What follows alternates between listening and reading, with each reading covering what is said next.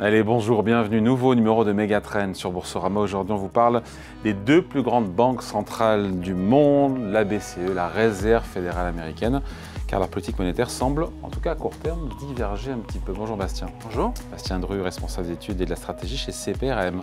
On a une BCE qui s'est mise en mode pause, une banque centrale américaine qui a baissé ses taux lors de sa dernière réunion, mais sans s'engager pour la suite des opérations. Je parle de la Fed. C'est anormal ou c'est pas normal que comme ça, de temps en temps, par moment, les deux banques centrales ne mènent pas la même politique? En fait, la première chose qu'il faut rappeler, c'est que la Fed et la BCE n'ont pas le même mandat. Alors, les banques centrales doivent suivre un mandat qui leur est confié par les institutions. Aux États-Unis, il y a un double mandat qui est la stabilité des prix et le plein emploi. Alors qu'en Europe, il y a uniquement le mandat de stabilité des prix. Enfin, en tout cas, c'est celui qui est principal, c'est le mandat principal. Donc c'est normal qu'on se retrouve dans des périodes où il n'y ait pas un alignement finalement entre les deux banques centrales. D'autant que l'inflation n'est pas la même du tout, ni le cycle économique d'ailleurs, n'est le même de part et d'autre de l'Atlantique. Donc, au niveau de la zone euro, on a une inflation qui a convergé vers 2%, on est à 2,1% en octobre. Donc là, la BCE estime qu'elle a fait son travail, qu'elle a réussi sa mission de faire reconverger l'inflation qui, il y a 2 ou 3 ans, était aux alentours de 10%. C'est vrai, mission accomplie, faut dire. Oui, mission accomplie. L'inflation est revenue aux alentours de 2%, qui est la cible de la BCE à moyen terme. Donc elle est en train de se mettre en pause. Au niveau de la Fed, les choses sont un petit peu différentes. Il y a une inflation qui est encore à 3%. On a un peu de mal à avoir de chiffres en ce moment parce qu'il y a le shutdown qui empêche la publication de pas mal de chiffres. Mais on peut considérer que l'inflation est aux alentours de 3% aux États-Unis. En revanche, on a un marché du travail qui est en train de se dégrader de façon tendancielle depuis pas mal de temps maintenant. Et il y a des raisons pour la Fed de commencer à baisser ses taux. Elle a recommencé à baisser ses taux en septembre puis en octobre, spécifiquement parce qu'on a une dégradation du marché du travail. Donc le fait que le chemin, en tout cas à court terme, des deux plus grandes banques centrales du monde s'écarte momentanément, ce n'est pas, j'ai envie de dire, porteur de risque. Non, ce n'est pas porteur de risque et moi je dirais plutôt que les deux banques centrales sont en train de reconverger parce qu'on avait en début d'année la BCE qui avait baissé ses taux, qui avait amené son taux de dépôt à 2%. La Fed qui, pendant pas mal de temps cette année, avait un taux directeur qui était à 4,50. Là, elle a repassé à 4%. Donc c'est plutôt la Fed qui est en train de revenir vers la BCE en termes de taux directeur. Donc ça, c'est une reconvergence, c'est plutôt évidemment une bonne nouvelle. Taux directeur, on l'a dit à 2%. Bastien, de la BCE, 4% pour la Fed. On se dit quoi quand on prend un peu de recul, au-delà de réunion par réunion? On se dit que c'est bien piloté, au vu, encore une fois, du contexte économique. La croissance n'est pas la même de chaque côté de l'Atlantique et l'inflation non plus. C'est bien piloté de part et d'autre? Oui. Ben, comme on le disait tout à l'heure, c'est vous qui le disiez, l'inflation a mission accomplie, a convergé vers 2% en oui, enfin avec une croissance anémique comme toujours en zone euro. Une croissance qui est faible, mais la BCE ne peut rien finalement au niveau de la croissance potentielle. Elle fait avec la croissance potentielle qui est faible de toute façon en zone euro. En plus de ça, la croissance en zone euro au troisième trimestre, elle était à 1,3% si on regarde en glissement annuel, ce qui n'est pas mauvais. Et on a plutôt eu de bonnes surprises, encore une fois, cette fois-ci. Mais quelle est la situation économique la plus favorable? Les Américains qui ont 2% de croissance, 3% d'inflation, ou nous avec 2% d'inflation en zone euro et même pas 1% de croissance?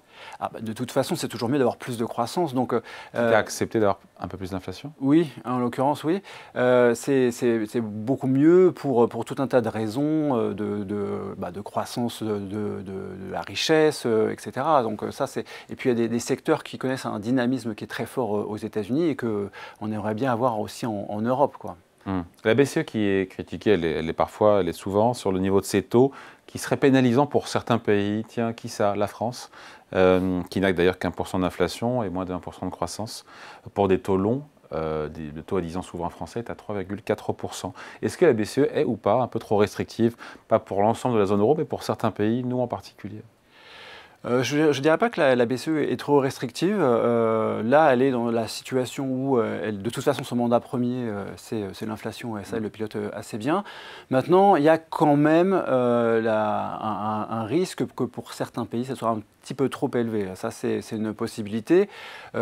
Et d'ailleurs, le risque principal, c'est que les taux directeurs fassent que, finalement, l'inflation converge, soit un petit peu trop élevée, et l'inflation converge en dessous de 2%, enfin passe en dessous de 2%. 2% de façon soutenue. Et là, ça forcera la BCE à baisser ses taux un peu plus tard dans l'année. Donc je dirais que la BCE est dans une situation qui est un petit peu asymétrique. Pour l'instant, elle n'a pas vraiment de raison à très court terme de baisser ses taux, mais elle sera vraisemblablement amenée, on va dire en début d'année prochaine, à baisser ses taux. Un petit peu, pas beaucoup. Oui, un petit peu. Donc de 2, on ira vers 1,5%. On pourrait converger vers, oui. Ce qui est un taux, on va dire quoi, neutre ou un peu stimulant pour la zone euro et pour la France, pardon. Le taux neutre en BCE, il est très difficile à estimer. Les économistes de la BCE, pour eux, c'est aux alentours de 2%. Donc actuellement, on est dans une zone de neutralité monétaire. La BCE ne le dit pas de façon explicite, mais on est vraiment dans une politique qui est à peu près neutre d'un point de vue monétaire. On se focalise, on parle évidemment des taux courts, ceux qui sont administrés par les banques centrales. Après, il y a les taux longs. Quand on voit l'écart de taux longs, donc le 10 ans américain, le 10 ans, on va dire européen, même s'il n'existe pas en tant que tel, il y a quoi? Il y a 150 points de base, 1,5%. Ouais. Ça reflète bien l'écart de croissance et d'inflation de part et d'autre. Là, il y a un écart qui est important et maintenant depuis très longtemps. On a des taux américains des taux longs qui sont plus élevés que les taux longs européens maintenant depuis plus d'une décennie. Et ça s'explique très bien. Il n'y a pas d'incohérence, il n'y a pas de... Non, ça s'explique tout à fait bien parce que de toute façon, les taux directeurs ont été nettement plus bas en Europe qu'aux États-Unis. Et ça, c'est vraiment sur... Maintenant, ça fait 10 ans qu'on est dans cette situation-là. Et pour autant, on n'a pas plus de croissance que les Américains. Comme quoi, ce n'est pas seulement une question de taux d'intérêt. Non, non, il y a vraiment la croissance potentielle qui, de toute façon, est plus importante aux États-Unis qu'en Europe. On peut, par exemple, mentionner la croissance démographique, le fait qu'on ait une croissance de la population qui soit plus forte aux États-Unis qu'en Europe, qui cause finalement une croissance potentielle qui est plus élevée aux États-Unis qu'en Europe. Et ça, la BCE et la Fed n'y peuvent rien. Si on parle des outils et des banques centrales, il y a évidemment les taux directeurs, on ne parle que de ça, mais il y a aussi la taille du bilan des banques centrales qui, pendant le Covid et les différentes crises, ont acheté des actifs, notamment obligataires, pour faire baisser les taux d'intérêt et relancer la machine économique. Sur la taille du bilan des deux banques centrales, là où il y a divergence pour le coup, puisque on a une Fed qui arrête de dégonfler la taille de son bilan, là où la BCE se poursuit. Déjà, expliquez-nous ce mécanisme et qu'est-ce que ça nous dit? Est-ce que là, il n'y a pas de divergence pour le coup? Alors, la Fed avait commencé à dégonfler son bilan bien avant la BCE et là, elle vient de prendre la décision d'arrêter de dégonfler son bilan. La BCE, elle continue. Ça ne veut pas dire qu'il va regonfler, ça veut dire que le bilan de la Fed va se stabiliser. Le bilan de la Fed il est passé de 9 000 milliards de dollars au plus haut à 6 500 milliards de dollars. Oui, c'est à peu près ça, oui.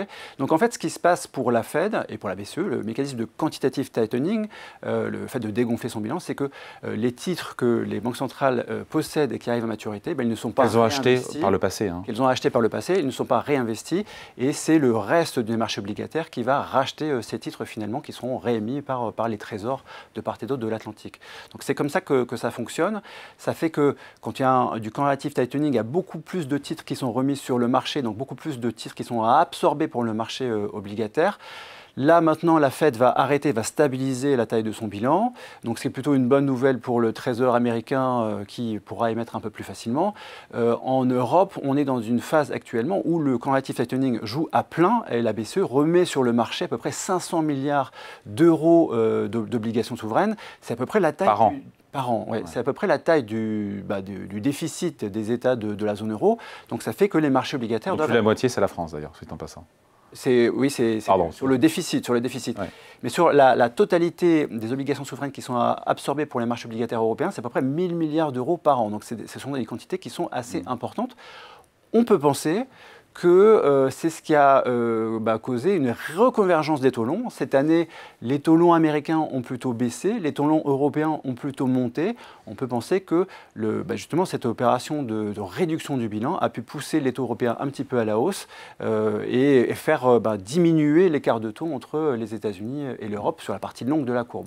L'impact de ce que font notamment les banques centrales, Fed et BCE, c'est ce qui se passe sur la parité euro-dollar. On a vu le dollar se réapprécier un petit peu, c'est la conséquence de tout ce qu'on vient de se dire. Exactement, c'est la conséquence de ce qu'on vient de se dire. On disait en début d'émission que l'écart de taux 10 ans entre les États-Unis et l'Allemagne, c'est à peu près 140 points de base. En début d'année, c'était plutôt 210 points de base. Les taux américains étaient 210 points de base plus élevés que les taux européens. Cette réduction finalement de l'écart de taux, c'est en partie ce qui a fait monter l'euro par rapport au dollar. Aujourd'hui, on a une parité euro-dollar qui est à 1,15. Souvenons-nous, en début d'année, on était à 1,03, ce qui fait une appréciation d'à peu près 11% pour l'euro par rapport au dollar sur cette année. Et en fait, cette reconvergence finalement des banques centrales, on l'a vu finalement sur la parité euro-dollar qui a déjà intégré une bonne partie finalement de ces mouvements. La suite des opérations, Bastien, c'est plus facile pour qui? Pour la Fed que pour la BCE? Parce que la BCE a déjà atteint son objectif d'inflation, pas la Fed, et puis la Fed, elle est sous pression pour en faire plus. D'ailleurs, c'est la question qu'on se pose aujourd'hui ce matin. Est-ce que Fed et BCE en font suffisamment pour la croissance, pour l'activité ou pas? La BCE, je dirais que le plus facile c'est pour la BCE, parce que la BCE elle a un objectif premier, elle a déjà son objectif qui est rempli, donc les choses sont assez faciles, elle n'a qu'à attendre de voir finalement comment évolue l'inflation sur les prochains mois. Donc elle est plutôt dans une posture qui est attentiste, d'ailleurs c'est un peu ce qu'ils disent explicitement.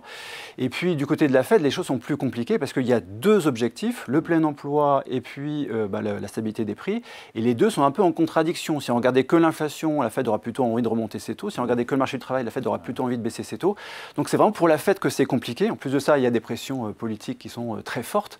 Donc ils se sont un petit peu amoindris sur les dernières semaines parce que justement la Fed a repris son cycle de baisse de taux. Tout en disant que la réduction, une troisième réduction en décembre des taux directeurs de la Fed était loin d'être acquise. C'est ce que nous a dit Jérôme Powell.